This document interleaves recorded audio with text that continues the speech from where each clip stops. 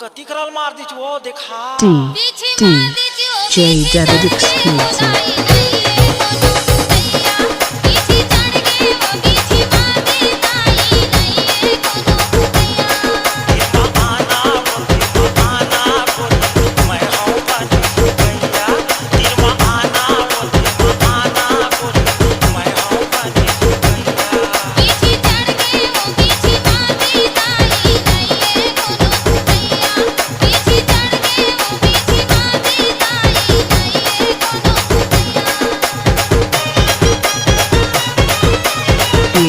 DJ David exclusive.